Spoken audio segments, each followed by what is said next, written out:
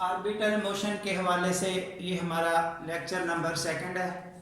First lecture में हम इस सेंट्रल फोर्स, ऑर्बिटल फोर्स, ये कुछ डेफिनेशंस जो बेसिक्स थी वो बता चुके, और इस वक्त हमारा आगे एक इम्पॉर्टेंट क्वेश्चन आ रहा है, derive the equation of orbit in polar form.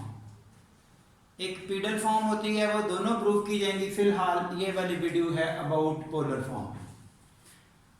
तो इस हवाले से जो इसका प्रूफ है, अब पोलर फॉर्म हमें कुछ हद तक देखनी है कि पोलर फॉर्म वो फॉर्म होती है जिसमें वेरिएबल इन्वॉल्व आर और थीटा हो। एक कार्टेशियन फॉर्म होती है जिसमें वेरिएबल एक्स और वाई जी होते हैं। यहाँ पर आर और थीटा के साथ हमें वर्किंग करनी है, तो आर और थीटा हमारा लास्ट आंसर में आना चाहिए। ज़ाहिर है जिस वक्त कोई डेरिवेशन या कोई इस तरह का वर्किंग की जाती है, प्रूफ वगैरह किया जाता है, जनरल क्वेश्चन सॉल्व किया जाता है, तो हमें कुछ सपोजिशंस करनी पड़ती हैं। हमें वेरिएबल उसी तरह के सपोज करने पड़ते हैं। जो चीज़ एंड पे इन्वॉल्वमेंट में आनी है वो सारा कुछ हमें स्टार्ट में रख के आगे मूव करना पड़ता है। तो इस हवाले से क्योंकि ये पोलर फॉर्म में वर्किंग करनी है, तो आर और थीटा के साथ हमें वेरिएबल सपोज करने हैं। तो यही हमारा स्टार्ट है। Let a particle be moving under a central force with centre as origin. ये ऑर्बिटल फोर्स में जनरली सेंटर ओरिजिन ही होता है। एक पॉइंट सेलेक्ट किया गया जिसके कोऑर्डिनेट आर और थीटा, वो अब अंडरस्टूड है कि आर थीटा किस लिए रखे गए, क्योंकि हमें पोलर फॉर्म में वर्किंग करनी है। उसके बाद काइनेमेटिक्स का चैप्टर हमारा इस क्यू कैटेगरी की बुक में गुजर चुका। उसमें हमने रेडियल और ट्रांसवर्सल कंपोनेंट पर बात की थी। वहाँ पर रेडियल और transversal component of velocity and acceleration prove किए गए थे। ये दोनों कंपोनेंट एक दूसरे के परपेंडिकुलर होते हैं। रेडियल कंपोनेंट रेडियस वेक्टर के अलांग होता है, जबकि ट्रांसवर्सल कंपोनेंट उसके परपेंडिकुलर होता है। तो यहाँ पर ये वाले दो कंपोनेंट जो एक्सेलरेशन के हैं, रेडियल कंपोनेंट ऑफ एक्सेलरेशन और ट्रांसवर्सल कंपोनेंट ऑफ एक्सेलरेशन, इन दोनों के प्रूफ काइनेमेटिक्स चैप्टर 7 में आ चुके हैं। सो इनको एज इट इज यूज किया जा रहा है। एक्स्ट्रा चीज ये है यहाँ पर कि इस पोर्शन को हमने इकट्ठा करके इस फॉर्म में लिखा है, यानी कि जब हम इस पोर्शन का डेरिवेटिव सॉल्व करेंगे तो हमें आउटपुट ये मिलेगी। ये डॉट्स के हवाले से कुछ इंफॉर्मेशन बताई जा रही है। इनके जिस वक्त हम डॉट की बात करेंगे तो d over D T of r equal to R dot, यानी कि with respect to t derivative जब लेंगे तो ये डॉट से डिनोट किया जाएगा। ये यहाँ पहुँच के भी बातें बताई हुई हैं, जैसा कि d theta by D T theta dot, d two r by D T square r double dot etcetera. इस तरह की वर्किंग है। इन डॉट्स से फेमिलियर होना चाहिए बच्चे को कि ये किस तरह की रिप्रेजेंटेशन है, कौन से डेरिवेटिव की ये रिप्रेजेंटेशन है। उसके बाद इसी तरतीब से चलते हुए जब रेडियल और ट्रांसवर्सल कंपोनेंट पर ही बात करनी है, यानी कि यहाँ ऑर्बिटल फोर्स में भी ऐसे ही होता है, रेडियल और ट्रांसवर्सल कंपोनेंट ही अंडर एक्शन होते हैं। इसलिए ये उस फोर्स के हवाले से radial component of the force, transversal component of the force, ये उनके नाम रखे गए। और अब एफ आर रेडियल कंपोनेंट ये रहा, ट्रांसवर्सल कंपोनेंट ये रहा। ये आपका इस तरह से पता चला, जो F is equal to M A हमारी बेसिक न्यूटन की इक्वेशन है।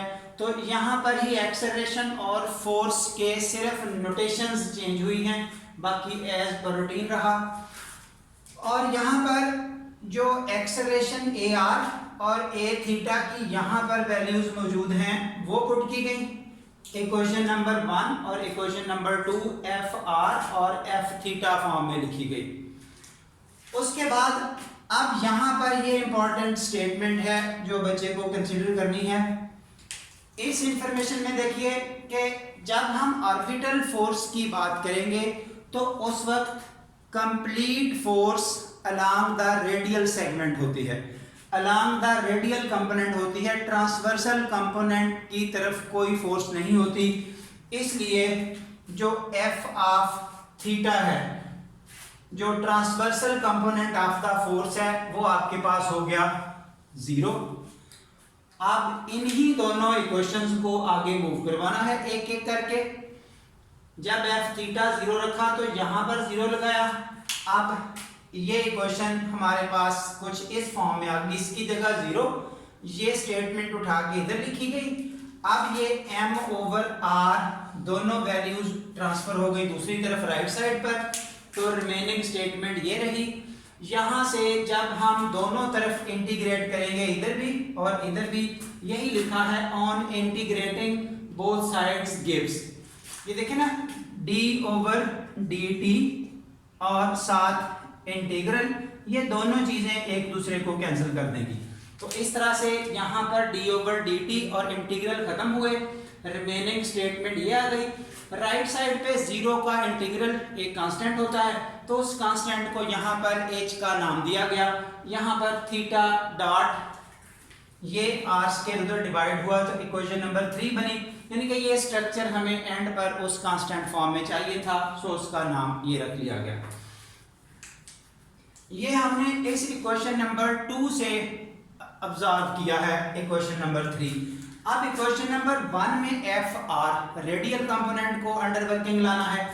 तो रेडियल कंपोनेंट की पोजीशन देखिए, जब एफ ऑफ थीटा 0 हो चुका, यानी कि यहां पर ही total force along the radial component है, थीटा वाला कंपोनेंट खत्म हो चुका, तो फिर ये देखिए इस तरह से टोटल फोर्स बननी तो ऐसे थी, एफ आर और एफ थीटा मिलके वो फोर्स बननी है। उसमें एफ थीटा की जगह 0 हो गया, तो एफ का आंसर क्या बचा, एफ आर। ये देखिए एफ थीटा 0, एफ की जगह एफ आर। और उसके बाद एक और बात यहाँ अंडर कंसिडरेशन है, एफ आर की कीमत जब एफ बनी, तो इस एफ के साथ ये नेगेटिव साइन किस चीज का, ये लेक्चर नंबर 1 जो इससे पीछे गुजरा उसमें हम इस माइनस साइन को डिस्कस कर चुके हैं कि जब फोर्स अट्रैक्टिव हो तो नेगेटिव, जब रिपल्सिव हो तो पॉजिटिव।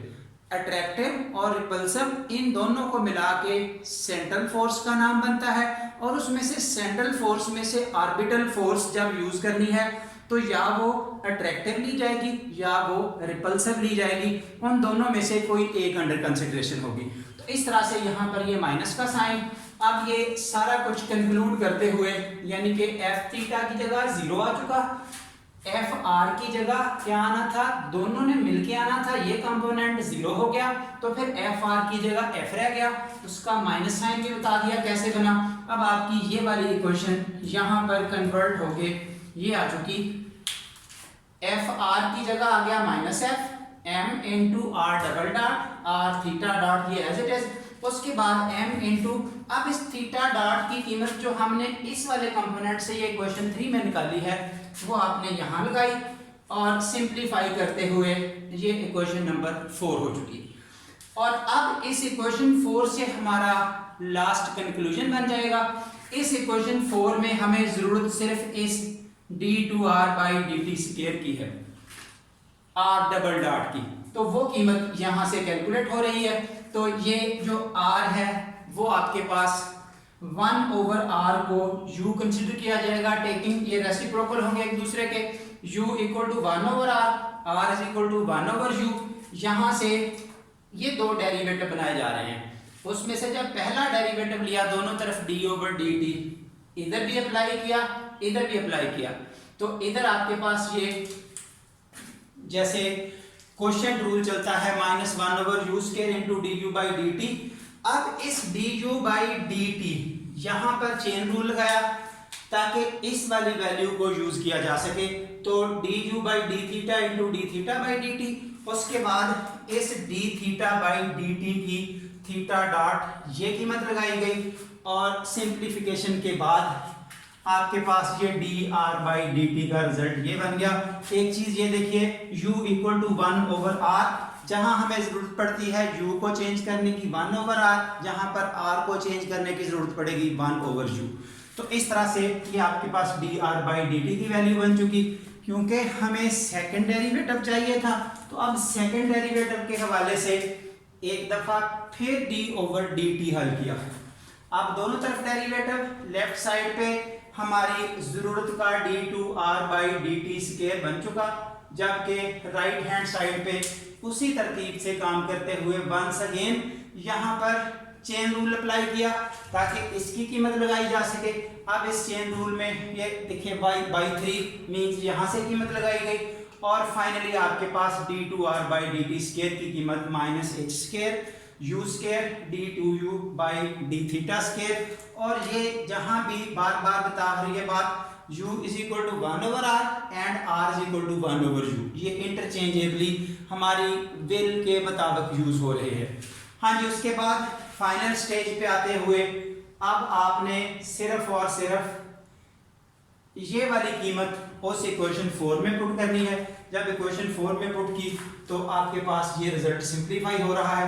ये देखिए, इस r³ को 1/r³ as it is 1/r³ u³ हो जाएगा।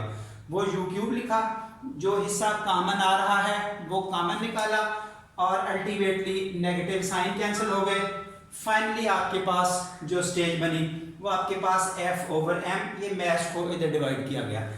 अब एक लास्ट स्टेप है f/m, force per unit mess, उसका नाम स्मॉल f लिखा गया, जो अल्टीमेटली ये था।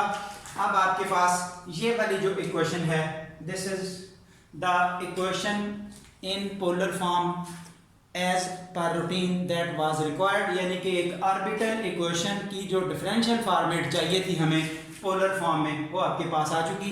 एक नोट यहाँ पे फाइनली जरा क्लियर करें, ये थी फोर्स अट्रैक्टिव, सोल्यूशन आपके पास ये रहा। अगर यही फोर्स रिपल्सिव होती, रिपल्सिव फोर्स में यही इक्वेशन डिराइव करनी होती तो लास्ट पे -f आना था। ज़ाहिर है हमने एक पोर्शन डिराइव किया, दूसरा सिमिलरली लिख दिया है। अट्रैक्टिव या रिपल्सिव दोनों अलग अलग केसेस हैं, दोनों इकट्ठे केसेस को सेंट्रल फोर्स कहते हैं, लेकिन जब ऑर्बिटल फोर्स की बात करेंगे तो कोई एक केस डील किया जाएगा। किसी एक केस को लेके हमने ये कंप्लीट रिजल्ट बनाया। सो दैट्स ऑल, यहाँ तक है हमारा काम, differential equation of the orbit in polar form. That's all.